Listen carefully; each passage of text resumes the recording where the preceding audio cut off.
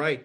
Good evening, everyone. Welcome to the Break Thru U podcast with myself, Josh Rosales, Ashley Gaylor, if he is present. We're usually the Brew with the Crew during the mornings at 7 a.m. on Tuesdays. This evening, we have a very special guest with us. This topic is going to be pertinent to a lot of people who have been trying to find things out about their past.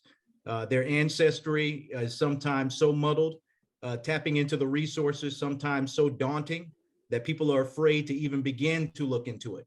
Well, Joan has dedicated a lot of time, and I would say, dare I say, her life to finding out and discovering more about ancestry and connecting people with their past. And so without further ado, Joan, if you could introduce yourself to everyone and tell us a little bit about what you do in your journey with finding our ancestry. Alex, thank you for that gracious introduction. First of all, I want to thank you yourself who initiated this invite on the podcast. And Josh, thank you for endorsing his invitation. We met maybe about 3 or 4 months ago, and we just bonded. And I'll keep it simple. We'll have more time to talk about that, but things happen for a reason. In those conversations, we talked about our interests, and it went from there. So I'm so happy to just be a voice, invited to be a voice to provide some of the experiences that I've had in this journey. And Alex, I think you can see how excited Josh was talking about the family. You see how addictive it is. He had to cut himself off. So I will say that everybody on here, my daughter's here, my brother's here, my family is here. All of these are loved ones. These are very close relatives of mine. There are friends here that I've met. We've actually bonded over conversation at some organizational meeting. I'm speaking to you, Jackie, and she went from there and found some relatives based on things that we talked about. So you can see how this is a topic that cuts across ethnic groups. It cuts across economic lines. It cuts across all backgrounds of people, because I think that everybody wants to know where they came from on some level. That's right.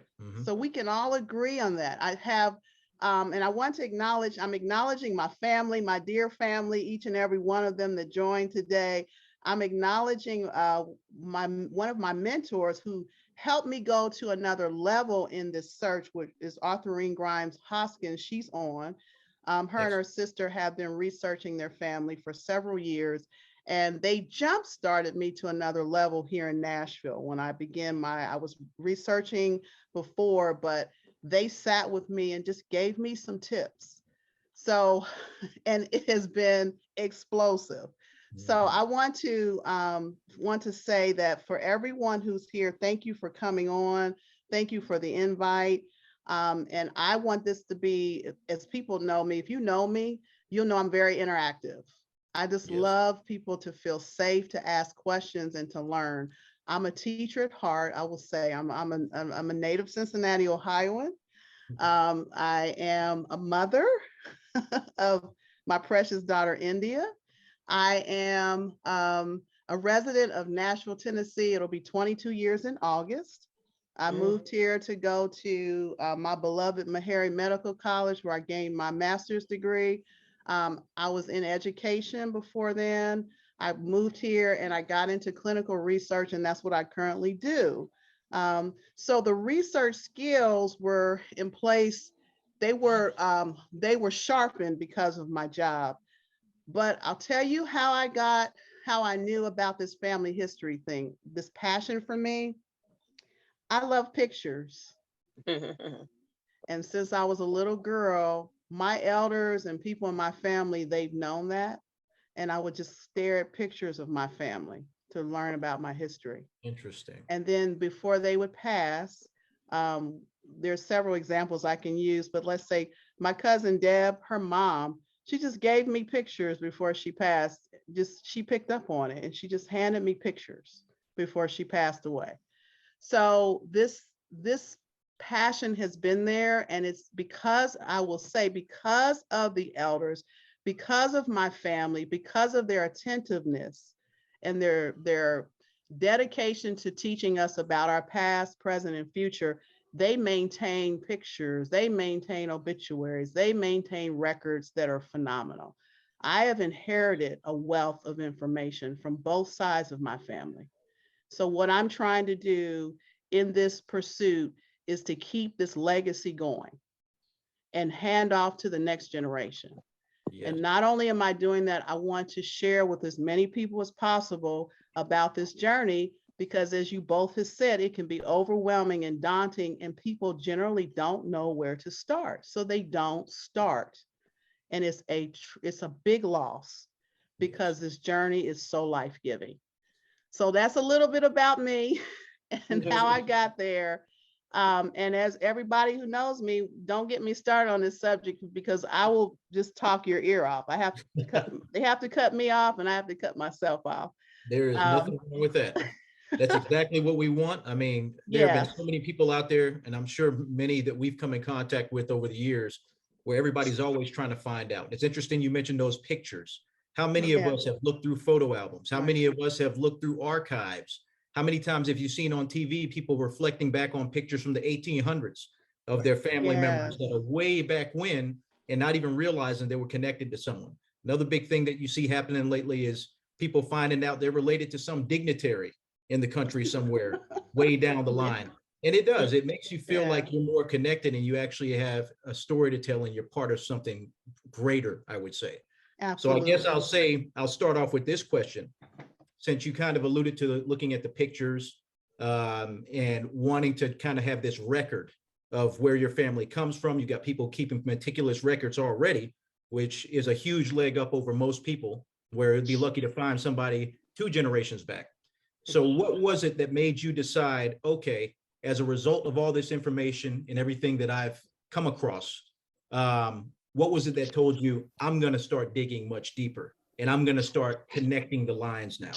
That's a great question, Alex. That's a great question. So before I left and before I relocated to Cincinnati, Ohio, there was one thing I had privy to. I was able to attend some of my elders' families, their family meetings, and they put together reunions. And as a young adult, I got an invite. They started basically saying, you can come. And I began to sit in maybe about 2 or 3 years before I came to Nashville. And during that, one of those meetings, one of my cousins, my father had 47 first cousins. And one of those first cousins handed me a paper family tree. And I realized they had documented 4 generations were on this tree. He just handed it to me. It was a tight paper record. Now, we don't think much of that now, but that was something, even at that time, that somebody took the time to do that. And I thought, this is a piece of paper that I held close to myself. I never, no matter where I was, once I moved to Nashville, I never let that paper get lost. Oh, okay. So that piece of paper was the beginning steps for you being able to take this further with that information that had been handed to you, to then be able to start connecting the dots. I would say maybe at the municipal level, or what were some of these resources you started tapping into as a result of that piece of paper that was handed to you?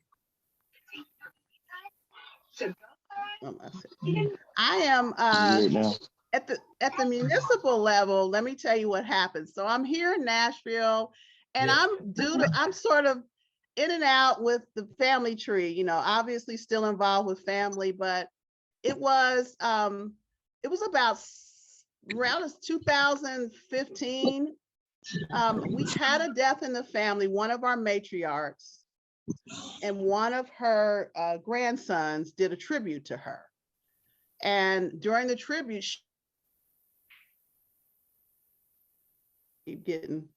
she's an oral family historian. Yes. And during that tribute, he had his father, who was her son, was talking about the family history. And he mentioned that we had roots in Tennessee. Wow. He said, you know, and this happened, he was referencing my 3-time great grandmother, Paulina, and he talked about her son. Paulina was born in 1824. and her son Harvey was born in 1839. He said he knew they were born here, but he didn't know in County, Kentucky. So that piqued my interest. Interesting. And that's so I had some time off. I actually changed companies around that time, and I had about 2 weeks between the new job and the old job. I went down to the archives, Alex, and I just dug in.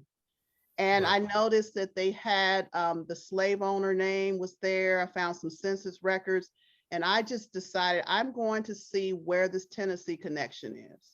So that was the next deep dive. And here's a question related to that.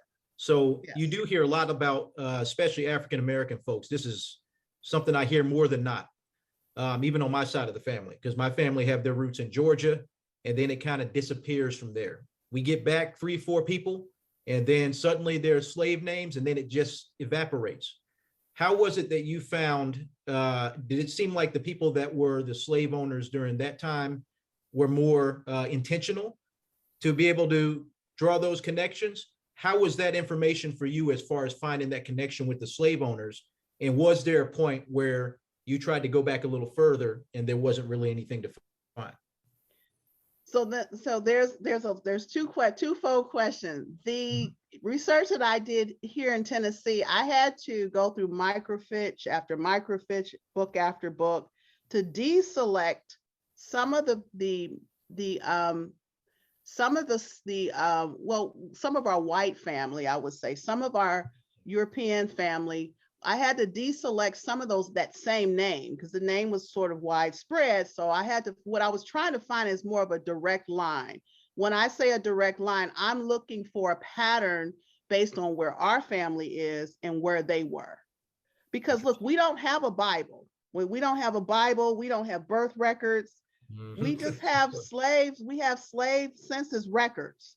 So what I was trying to do is deselect most of the maybe extended family and look at the direct line and follow that direct line. And I was able to do that after it took several days, but I was able to do that with the archivist's help. And I remember her coming to say, there's a lot of things here, but this particularly focused on this guy because he had a lot of children with a smile. And we both know what that meant. Based on our history. So I was able to verify through many records that there's a link. Yes. The wall comes up, Alex. The wall comes in where you have to do a deeper dive is you have to actually go into those family networks and you have to find someone with a Bible to find the name of your ancestor. Yes, interesting. You have to find that to find out exactly. So, but you may be able to find, I went through transactions and wills. Slaves are deeded to relatives. Sometimes you can find a relative's name that way. All of those things I did, and I did a summary of the slave family who they paralleled our family in terms of location and the name and the census records. And I did a history with them that went back into about 1500 to Europe. Wow. So, and recently I will say this, I did find on Ancestry, I did find a relative, Ancestry.com, I found a white relative who had the same story. And I did not tell him my story. He told me his about the slave. It was almost exact. And he said, you are one of my relatives. So this story does deepen, and we just met maybe about 5 weeks ago. Interesting. And you it does deepen, and I am of the opinion that there will be walls, but I think if we do this generation to generation, I think we can go back a lot farther than we think we can. You got it. And it sounds very interesting because you don't realize there may be someone, which I'll get to that point as well with the ancestry.com. There may be someone paralleling you in a way that you're not aware of. And then suddenly you start seeing this tree starting to meet somewhere in the middle. Can you tell us about that experience when you realized this person was paralleling, or there was a reach out that happened? And then did you begin kind of piecing some of these things together separately, but together? How did that experience add to this story that you're telling? Thank you. That's a great question too, Alex. That's exactly what happened with the young man. He's an older relative. He's 71. That's what happened with us. Our trees crossed. There was and on Ancestry, if you know about the using ancestry.com, I built an electronic tree of our family. So, and our trees actually cross. Sometimes there's an overlap. There's a hint that there's something that's an overlapping fact about those trees, and the system will give you a hint. You can also go in and you can also use the system to find more information. Even if it doesn't directly give you a hint, you can search until you find more information. So that's how we met. We did messaging in the system.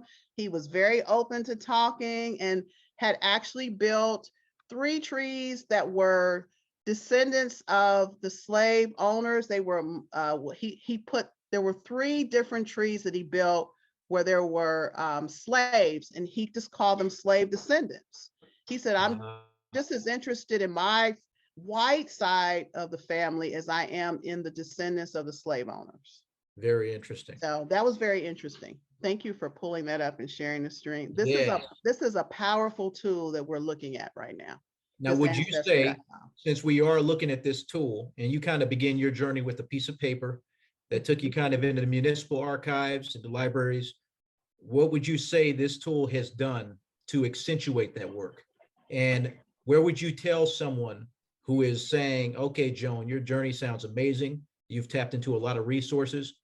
Where could I start to really start diving in and then get to some of these more advanced tools to work with? So I think, Alex, this is a great question, because this is, to me, this ancestry.com is a great tool, but I think this is still can be overwhelming for someone who knows zero. They know nothing. So I'm going to say, let's be a little simpler. Let's just use a little simpler method here.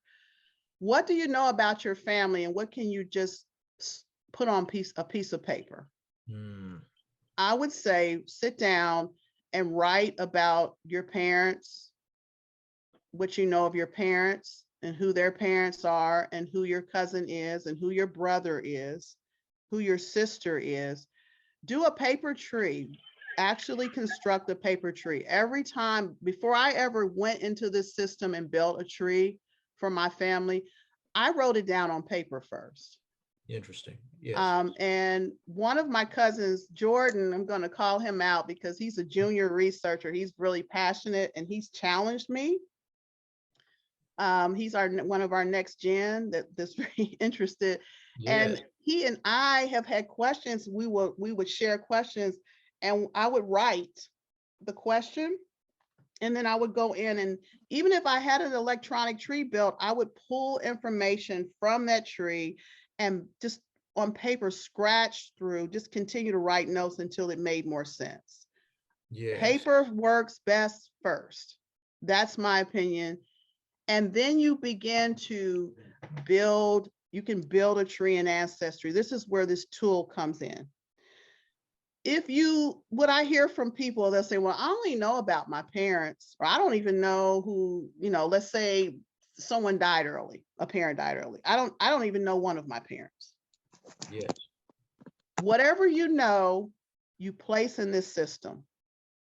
You know your birth date. You know where you lived. You would be amazed at what this system begins to generate just based on very little information. So I encourage everyone to start with what you have, the little you have. The next thing I would say to do is, if you have a relative or someone in your family, or even a close family friend who you think might be able to answer some questions that you may not know, just call them up, call them and ask them. Write down the notes. The third thing is to remember the stories that you've heard. Location, names, marriages, children. All of us basically give yourself more credit than you normally do about what you know. Mhm. What you know matters. And you start there and you begin to build. And you will be amazed at what begins to come from this system. And when you begin to talk with other people, what they disclose to you, sometimes they may want to answer questions and sometimes they don't. But what I have found is that sometimes you don't know something. In many cases, you may not know something because you never thought to ask. Once you open the door, you will find relatives and friends who are happy to talk about some things. Mhm. They have every right not to answer certain questions. You have to be respectful of boundaries. But there are certain things that I have found they did really want to share. And my mom, and I'll say one of these things about her, when I would ask her things, I would say, "You never told me that before." And she said, "Well, you never asked." This was a funny thing. She said, "You never asked." So we are my age group. We have all acknowledged in my age group, we recognize that the age groups before us, the generations, a lot of them did not talk about a lot of things. Yes. So I think with our generation and beyond, I think with all of the tools before us, we have I think there's a certain level of responsibility that we have for maybe talking more about this. I think Yeah. it's time for us to do that. That's my Especially, opinion, but I think we need it.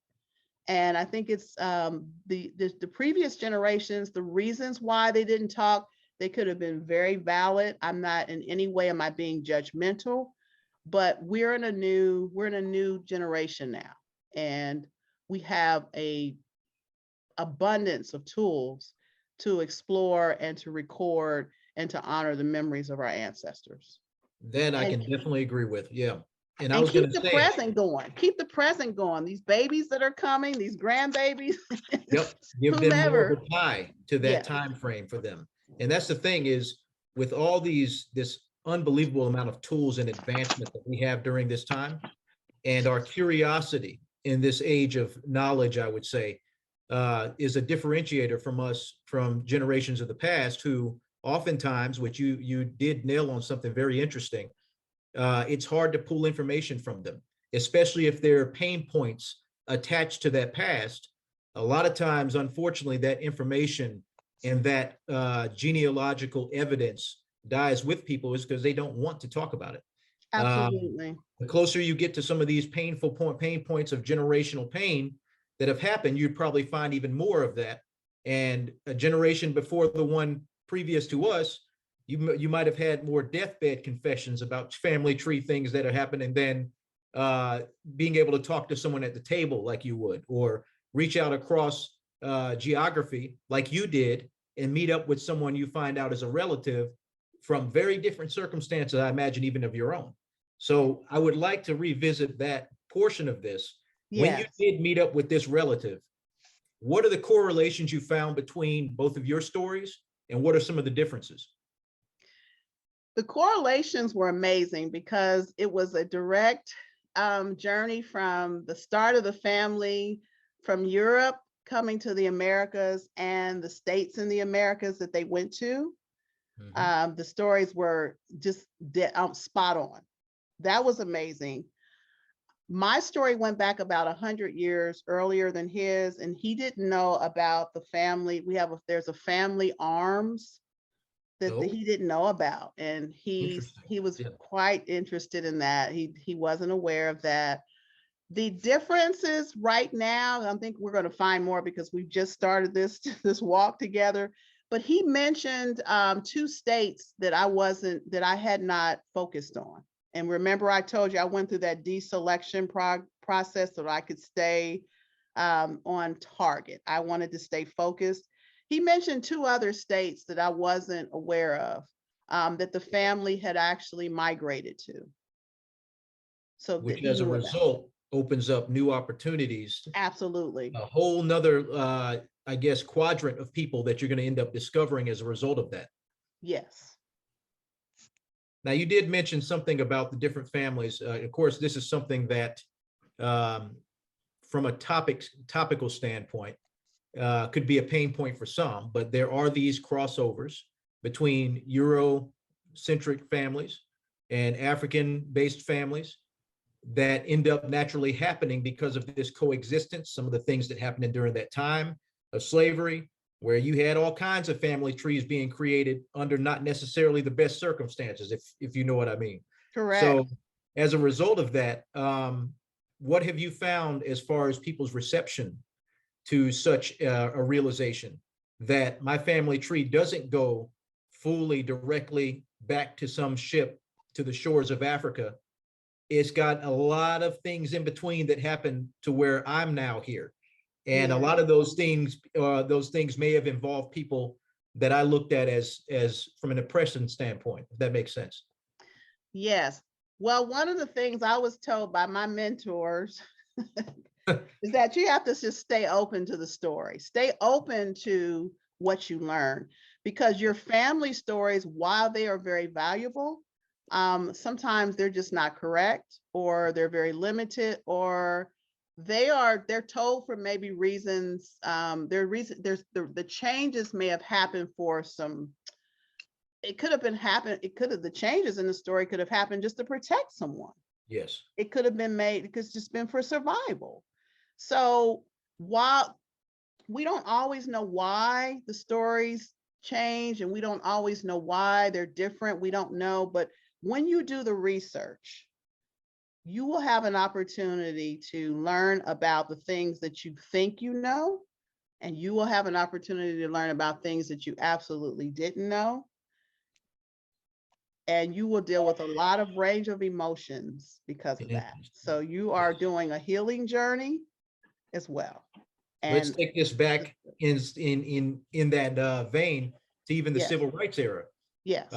It would have been much more difficult during times of segregation to have these discussions about a white man potentially birthing the tree for what is currently a Black family than it is today, at a time where it's not culturally taboo.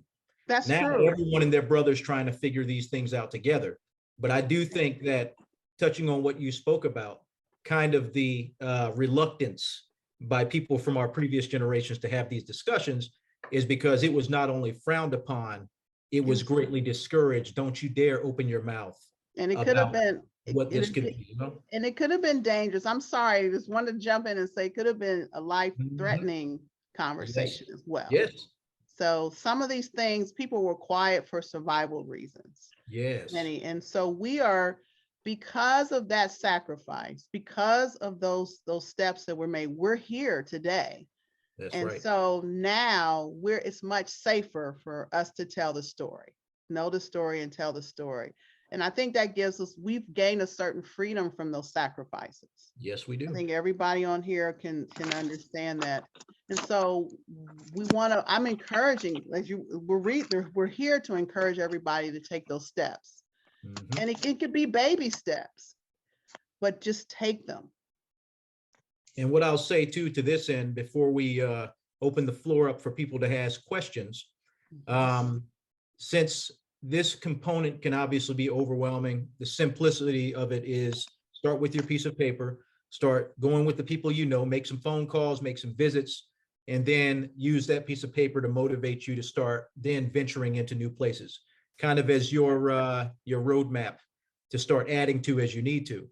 What have you found in the genetic or DNA-based component? Have you explored that aspect of it? And when you do explore it through these kind of platforms, is there then some kind of bridge that happens as a result of the results that Ancestry lets you know that potential people could be related to you? Or is that not really a piece of the puzzle that they give you, if that makes sense? You hit all of them. So there's many components to the ancestry, the DNA. First of all, you get to find out from the very beginning where your ancestors are from regionally. You're finding out, and what percentage.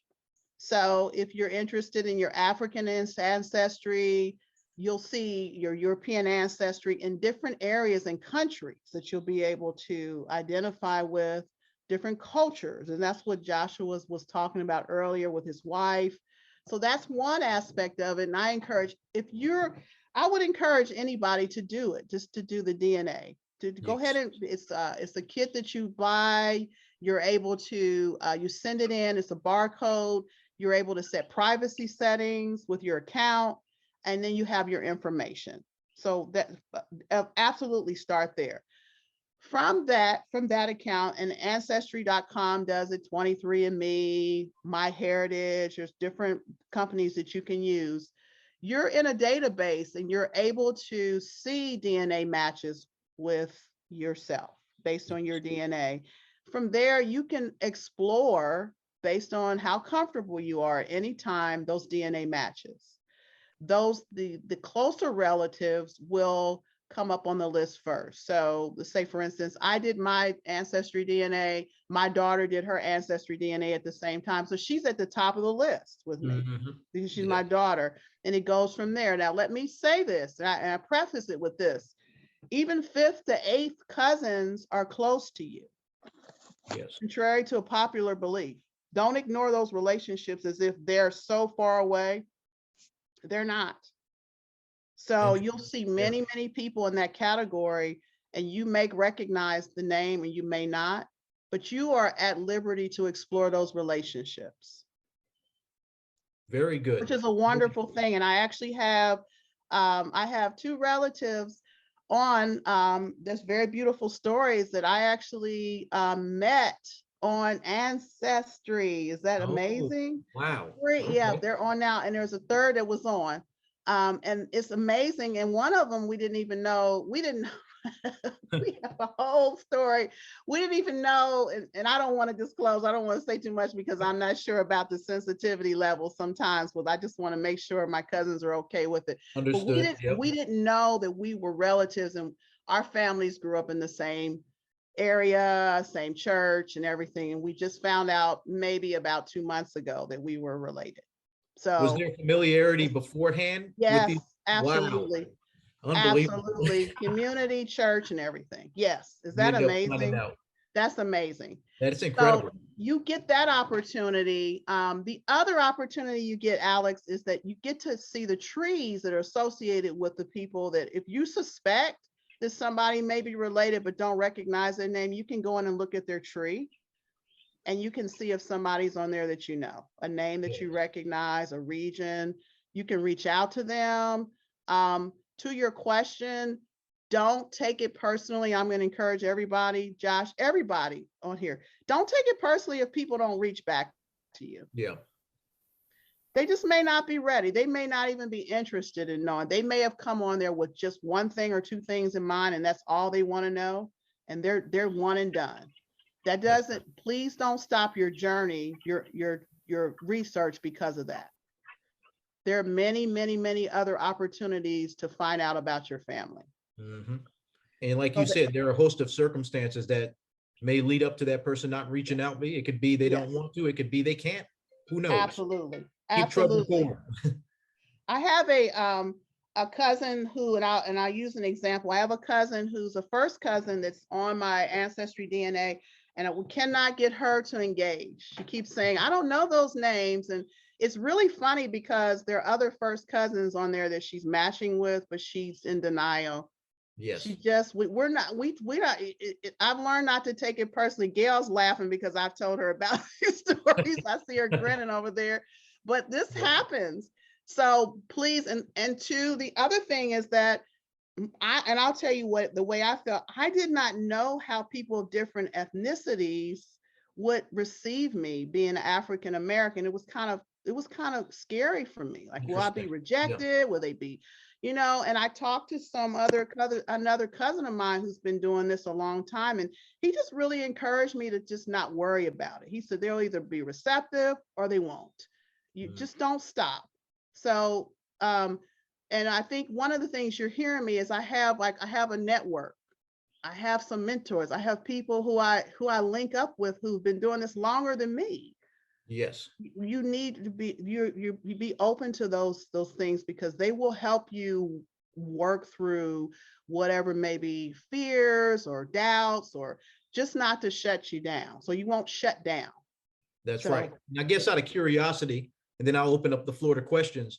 Where did you find these mentors? Were they friends? Were they people that happened to be in a particular network that's specific to these things? Where did you find that? the first set of mentors were my relatives. So I have to give Okay, perfect, yeah. on both sides of my family, there have been people who have been very, very intentional about keeping records, and they share records. And my elder, as well as my, like I have an elder brother. My brother's on here. He tells stories sometimes that I don't even aware of, that my mother shared with him. Him being the elder brother. So in a sense, but people that are actually doing the research, it starts with my family who did the tree. So those are who I consider elders. The person that then I will say from there are cousins, there are relatives who share stories. I think they're in a sense mentors too. And some of them, they're on here. They tell me things. They clarify things. I see them as mentors. Yes. The mentor that I mentioned that was here in Nashville, Arthurine's on. Arthurine and her sister, she's more of the writer. Her sister's the researcher, and they work as a team. They actually helped me with a first deep dive search with Ancestry.com. And because based on the family tree, and I took my questions and I talked to them, and they helped me with that first deep dive, and I went from there. So it was a catalyst for me.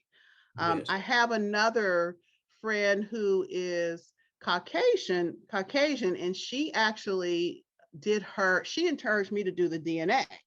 She told me, go do 23andMe. She's white. She's a white woman who's born and raised in Texas, and she had 1.5 like sub-Saharan African in her, and she was so proud of that. That's really cool. Of that. And she said, you got to do your ancestry.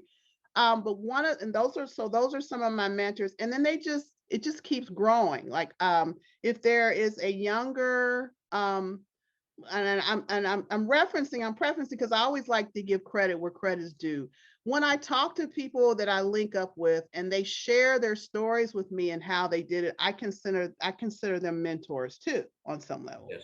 Because they're sharing information, we are giving each other, we're helping each other out. So I have what I would say official and unofficial mentors. Certainly. And so all of that works together. But yeah, I would say the ones that sat down with me and actually went in here in Nashville, that was a newer set of mentors. Yes. And so then you end up really having helped some keep me going. mentors that are kind of lateral, and then you've got mentors who have been doing this a little while, but at the end of the day, you're all kind of working on this thing together. Working on this patchwork quilt, so to speak. Yes. Well, I'll go ahead and open up the floor for questions. I think Josh pulled up 23andMe. For those of you listening who are interested in taking the DNA route, Ancestry has that as well. If anyone has any questions they would like to ask Joan, feel free to go ahead and ask. Uh-oh, Alex. Hey, Joni, this is Aurelius. Hey, cousin. I have my hand up. I don't know if that's the protocol. Or That's fine. That's fine. All right. Thank you very much, Joni. This was very enlightening. I personally have been dabbling with Ancestry just as a hobby. I really haven't spent much time with it, but I think I've gone back successfully about maybe 7 or 8 generations in my family tree. So it has gone well. I've looked at this genetic DNA test, and I mean, I'm not a conspiracy theorist, but I always wonder, is it really going to be reliable, and is it really worth it? And can the information be relied upon? So I have a twofold question for you. One, would you say that the information that you found as you've done that has been reliable? And is there one that's better than the other? Ancestry.com, 23andMe, or which one would you recommend to do the DNA test? Those are all excellent questions, cousin. So I will say to your question, yes, it's reliable. It is reliable. Several years ago, my daughter and I, we did the 23andMe several years ago, and the 23andMe results are very close to the Ancestry DNA results. So sometimes people just take more than one to see, they compare, and I think that's a smart thing to do. It's affordable to do as well. So to that first question, the second question, I think you asked which one is better. I would say the 23andMe database seems to be the largest, and Over particularly Ancestries? Ancestry DNA seems to be the largest database from what it's the most widespread, and then 23andMe is the second.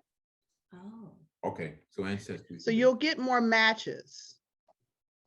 You want some matches. You want to be able to explore your family. For African Americans, while there's so many different ethnic groups in these databases, but African Americans, the Ancestry DNA seems to be the top pick when people do it. So that's another thing to consider. My brother did MyHeritage, and I was glad that he did MyHeritage because there are more European ancestry. There's more people with European ancestry there, and we do need to know. So, but his results were still consistent with mine. So that was another way to check. And I want to say this too, I'm going to add a question, something you didn't ask about, but you just made me remember, cousin. For us ladies on the line, when you're doing your ancestry, your mother and father, for us to be girls, your mother and your father, there were 2 X chromosomes that made you. Okay, what does that mean? That means that your father donated an X chromosome and that means made you a girl. So that ancestry DNA is reflective of the information on both of those X chromosomes for a girl.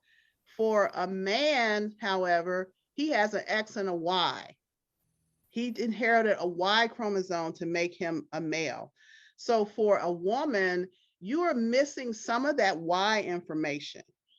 You will not have that Y information unless a brother or a father, a very immediate relative does his ancestry. So when my brother did his, I got a little bit more information about to round out that story.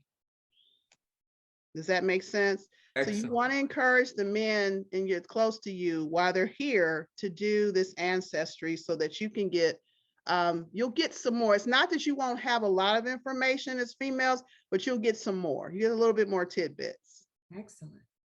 Thank you. Yeah, meant to ask a good question. Cousin, did I answer the questions? I don't know if I answered them all. If I did not, please remind me. I don't know.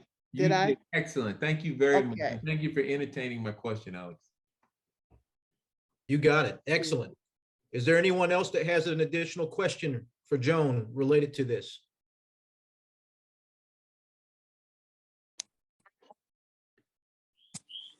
I could ask a secondary question on the end. Sure. When you do the DNA testing, whether you go 23andMe, Ancestry, or MyHeritage, you said you will get some matches. So I was wondering, since we've done Ancestry, I mean, we have part of the tree, would we get more matches if we did Ancestry DNA as opposed to doing 23andMe, since we have information there? I mean, how does that work? So there will be whoever is in the database for 23andMe is in that database. If they also do Ancestry DNA, you'll see that match in the Ancestry DNA database. There could be different people in each database. Those are the ones that you'll be compared to. So you'll have different information, maybe some of the same, depending on the person and how many databases they're in. That's a great question. Okay, thank you. Excellent. Anyone else before we begin to round things out here? Any question? No question is off limits. Yes. I mean, we don't want to monopolize the interview. But No problem. That's okay, cousin. well, just any tips, Joni? My father was the only child. His father died in 1937, Okay. had no relatives. His father didn't.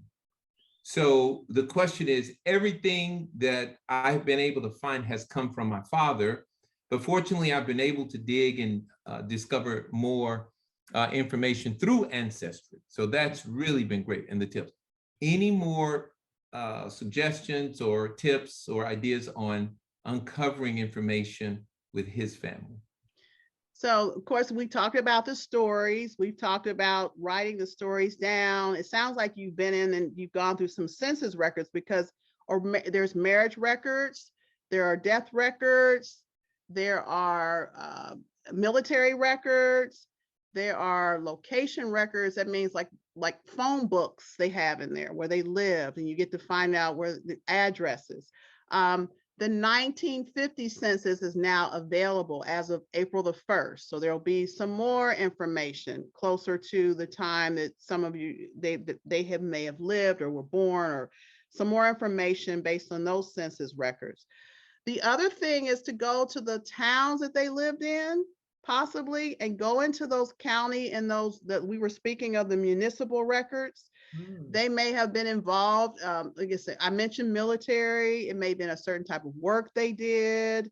It could have been something, it could have been newspapers. The other thing is to look for obituary records. Someone in the family had obituary records with maybe some family information. Those are more deep dives. And I understand the challenge when they did not have children, or maybe only one child or something, but don't let that discourage you. It sounds like you'll have to get more information. And I'm not sure exactly, you may have something in mind that you want to particularly know about them. Follow that, Aurelius, Okay. whatever that something is. Okay. Yes, that's a great question. Thank you very much. No, you're welcome. Very good questions. Very, very pertinent. And much of this has made it seem a lot less impossible to start this process. Everyone has to start somewhere, even the ones that do the deep dives like you, Joan, which we'll obviously discuss in coming calls as well. I guess I'll give one more question, and then I'm going to round it out with a question related to what was just discussed about the obituary records as well. Does anyone else have a question they would like to ask before we get? Sure. I have one question. Yes. I think I wanted to at least bring up, for some, there is maybe sometimes a block to kind of doing this type of research because of maybe they feel like they don't have the time, or maybe they feel like they don't have the resources. So this is really good. But can you talk a little bit about maybe some of the emotional blocks that maybe there may be some people who will say, I'm kind of scared to dig this far into my family's history or my history because I'm scared of what I'll find. What if I find out something that I didn't know, and what if that has an effect on me? Can you talk a little bit about, you don't have to go into many details. I don't want you to reveal something you don't want to, but, is there an emotional aspect of this? And is there, how have you kind of pushed past that, or how have you kind of worked through those things for those who may feel that they're a little bit scared to embark on digging so far into a part of their history that they just don't know? India, that's an excellent question. And there is an emotional element to all of this, even when you like it. It is truly an emotional journey. You do grow emotionally. You do confront fears and insecurities, regardless of how great or not great the stories are that you think you know about your family. So there will be aha moments no matter how much you know. So that's all expected. But I will say this, start with what you're comfortable with. Just there, and do not force yourself to do something that you are not ready to do. It is something that you have to respect your own boundaries. The only thing I encourage everyone to do is not just don't. In other words, don't deny yourself something that you would find life-giving for the reasons that you're, because you're scared of something that you may find out. What is it that you're comfortable with? and try to find out about that. And the only conditional about that is that even in that, the questions that you may ask, you may end up finding out something that may not be as comfortable as you'd like it to be. And that's just a reality. So, wow, that's a great question, India. It's kind of like assessing yourself before you go into the battle, so to speak. What is your readiness? Do you have the right tools, so to speak? That's a good way to think about it. Yeah, I didn't even think about the fact that there could be an emotional aspect of this, but as we well know, there are plenty of people that have found out they've been tied to people in situations that they'd rather not be broadcast even over the news. That's people from history that don't have the best track record. That's people from whatever it is. In some regard, you've heard about people that say, "Yeah, I'm a ancestor or a relative to this person. I'm nothing like them." Then they got to go on the defensive. You know what I mean?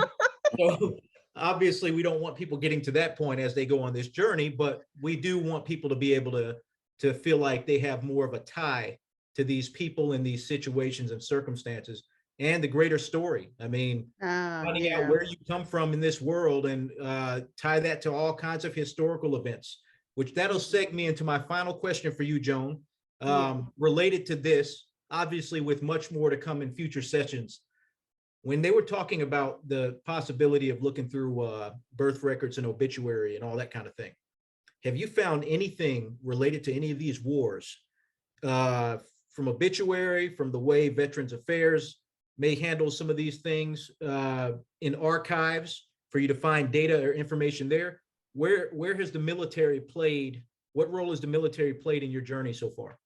The military records are like, they are just a huge source of, they're a tremendous resource. So if you have any relatives that are in the military, or yourself included, if someone's, in the military, you will find that is a big breakthrough point for you.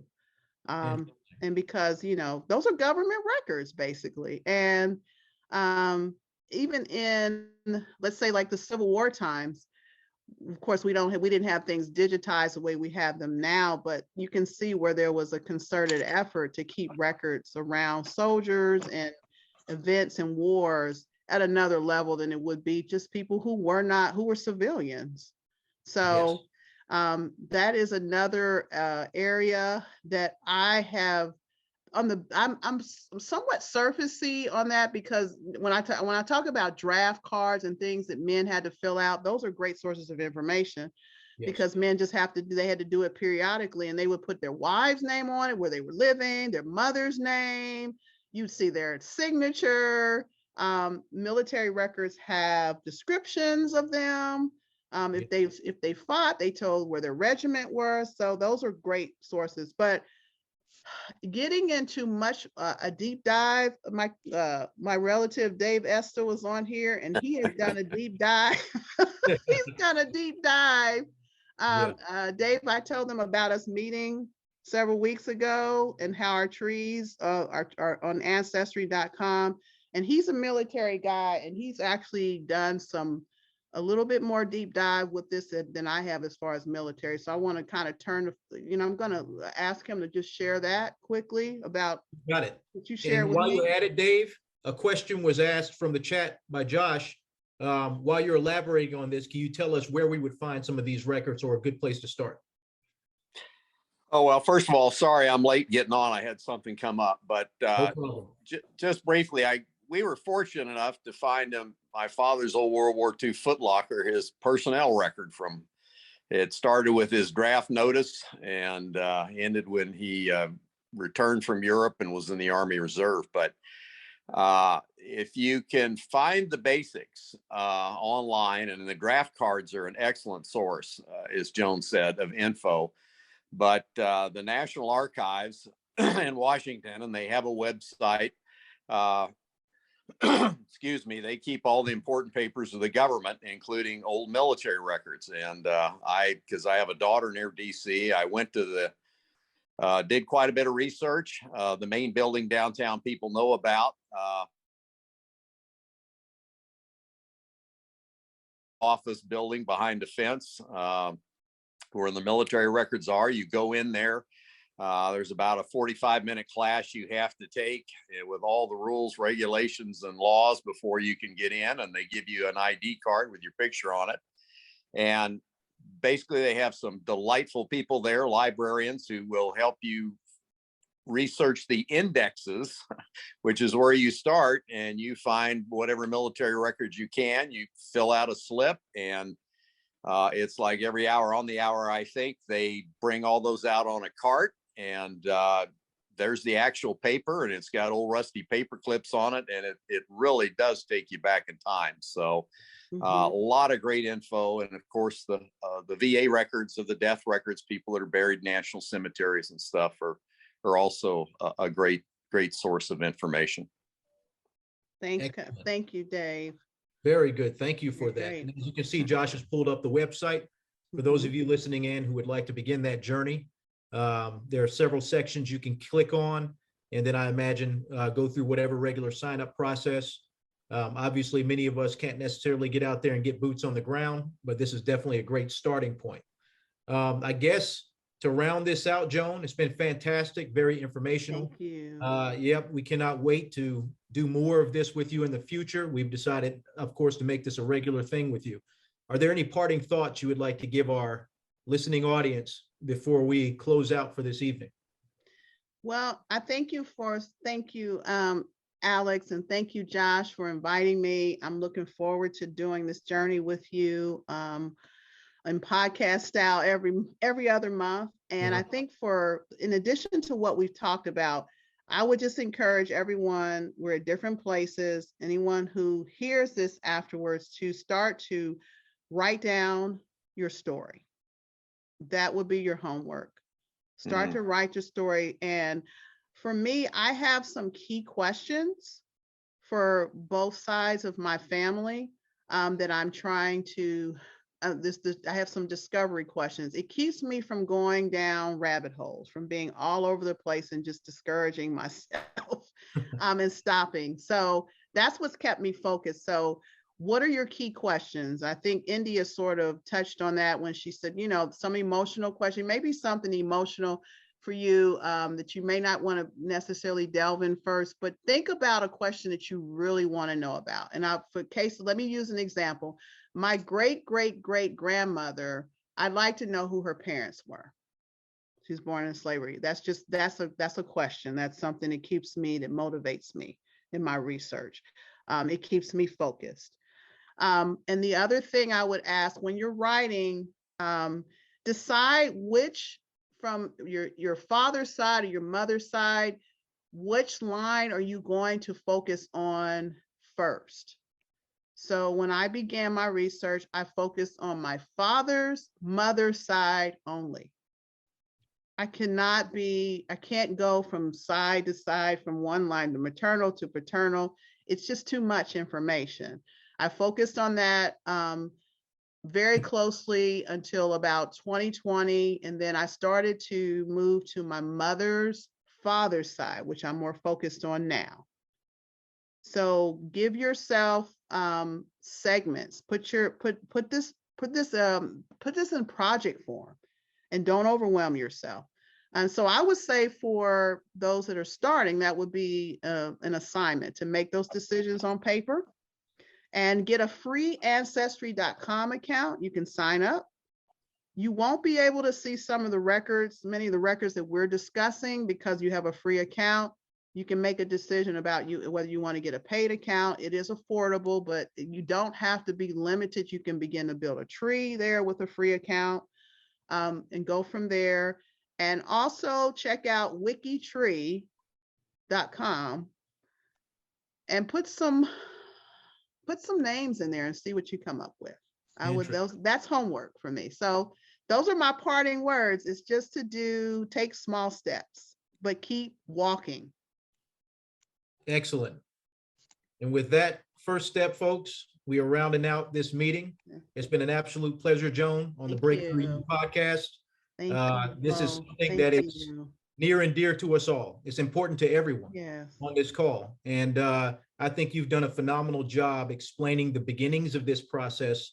And we certainly can't wait to see as you dive deeper into the sleuthing techniques with us in the future sessions, what kind of tools and knowledge we'll gain and glean as we walk on this journey together. So thank you so much. Thank you for every single one of you that have participated. I appreciate lovely all seeing of so you. many family members representing even Joan's story as part of this. What a way to round out this meeting, to have everyone on board who's tied to your tree. So thank you so much for all participating. Wonderful questions from the audience. Yes. And Josh, Ashley, as co-members of this podcast, did you want to round anything out before we close out? Hey, I just want to say that I just started it when you got this on. I just found out some amazing stuff. I just paid for it. I don't care. It's like, bam, listening to you, it just hit me. I was like, I got to know. Hey, I never met my mother's father, which is my grandfather, because he died when she was a baby. My son's like a giant, and everybody else, ones of us are short, but I just found out he was like 6'8". So now I know why my son's a giant. You know, so that's right. That's a great, thank you for sharing that, Ashley. This is good. That's the stuff that's so relatable. Yes, I can't wait to dig in even deeper. So thank you so much for this. We definitely appreciate it. I'm excited to see what we uncover. But thank you for this information. It's been amazing, incredible. Thank you. Thank you so much. Can you hear me, Alex? Yep, we can hear you.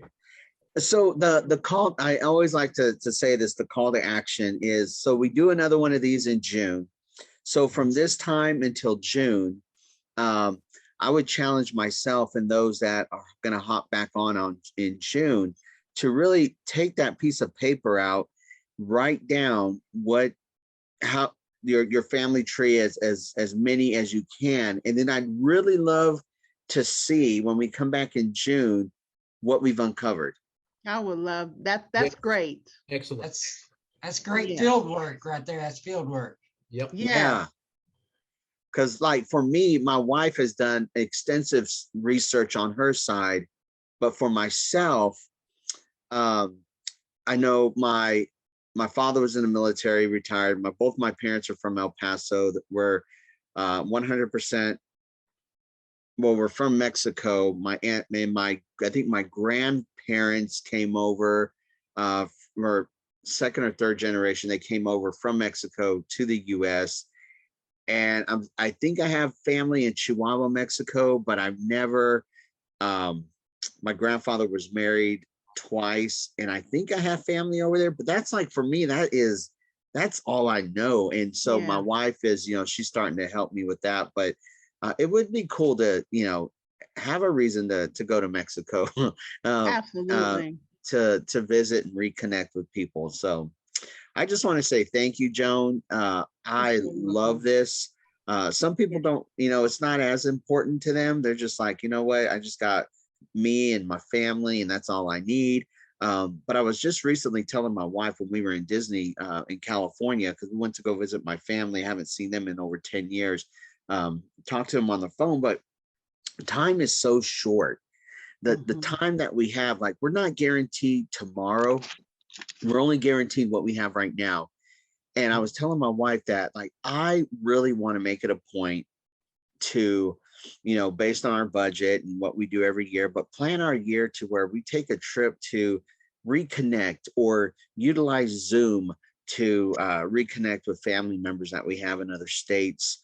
To really, and especially for my kids, because my kids don't know their cousins, and I took my son, he's 17 years old, when we went to California to visit my family, and he has second cousins there, and they saw him when he was maybe 2 years old, and they haven't seen him since. So it was really eye-opening for me to just sit back and see the bond come together and the connection come together with my kids, because I think a lot of times our kids, not sure how many generations, but then they lose the connection with their cousins. Absolutely. And then it's like it's usually like when the grandmother passes, then like the family just dissipates, and it's usually you have that one person that holds everything together, and it shouldn't be that way because we have so much family. So I just want to say thank you, Joan. Like, I'm just like eating it. I'm just like devouring all the content.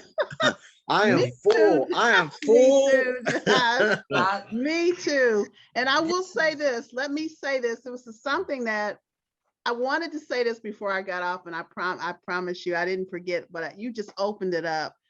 I have on my mother's first cousin. We've been meeting the last few months. I told you I started to delve more into my mother's side of the family. I only knew about my great grandfather's line before I started writing things down. And as a result of the research, I've been able to go back 2 more generations and a lot more relative. I mean, it's a very very nice sized tree, which I didn't even know that was there until then. But one of our matriarchs has been meeting with us on the family meeting, and I wanted her to be on. Her name is Camille Hill, and she is. We do elder interviews. I do elder interviews, and I did one with her and after Thanksgiving. So I want to say she's having some health challenges, and we are keeping her lifted up in prayer. But I want to acknowledge her as taking the leadership in meeting with us and filling in things and helping us edit the tree together and just sharing her story as a matriarch and an elder.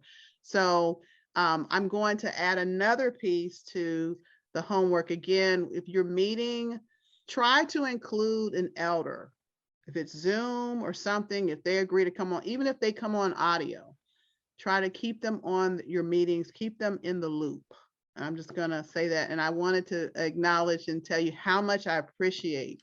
I said I was going to let everybody know I just appreciate her so much for her taking the time to be with us. That is wonderful. Yes. Well, this has been fantastic. This is, Joan, you really opened up something special here. Go ahead, Ashley. this has been one of the best podcasts we've had. One of the Yes. best meetings. Thank you, It has. Ashley. Thank you. We've done a bunch, and this has been this is right up there. As like, I'm gonna say it, this is my favorite, even better than mine. Like the ones I've hosted. Yeah, so Thank you. Thank you. Thank you loved so it. much. Loved it. Yeah. You know, I would say, you know, me being Hispanic and with the diversity and everything, just in our world, you know, no one's perfect. Our world's not perfect. But to celebrate the good, to celebrate and using the discovery that we discover, to embrace it and to learn from it and to use it as a learning opportunity to embrace other cultures, other demographics, and really like get to know. Because and the other thing too, and this is probably opening a can of worms, but there's so many people that whether they're biracial, and it's like they hold on to one side but they don't embrace the other side. And I think that when you can embrace both sides of who you are, it makes you that much more powerful. It makes you that much more confident. It makes you that much more empowered, because you're embracing it and you're learning from it. And so it's just so beautiful. Like, this is just so beautiful. And I talk too much, and so I'm going to shut up. No, I love it. I love it. Yep. I always say it's a life-giving journey. Yes. And this is the reason why. And some of the stories can be surprising. They may not be as positive as we'd like them to be, but the truth resonates and it does help you grow. And the reason why it's important for you to link up with others is even when you encounter those not so pleasant moments, your family history, some people find out they're adopted, they never knew they were. There's all types of things that come up. But you have someone to walk it out. And I guarantee you there's going to be somebody that says, I can relate. That's right. And it's okay. It's okay. So I think that's the life-giving portion of it, no matter what. So it is, but there's a reason that we have this curiosity. There's a reason that desire is there for us to know about our lineage. It's not an accident. That's right. Good stuff. Good stuff. Well, on that note, we will have plenty more to talk about come June and plenty more opportunities for our homework. I'm very interested to see what kinds of things we hear from there. once again, all of you folks that have sat in on this, you've been a wonderful audience. And any questions you think of between now and then, if you choose to join us again next time, we'll be happy to answer your questions. Otherwise, all of you have a wonderful night. Once again, thanks, Joan, for everything. Thank you. And you all Thank enjoy the you rest of your both. evening and the Thank rest you of the week. all for joining in. I look forward to it next time.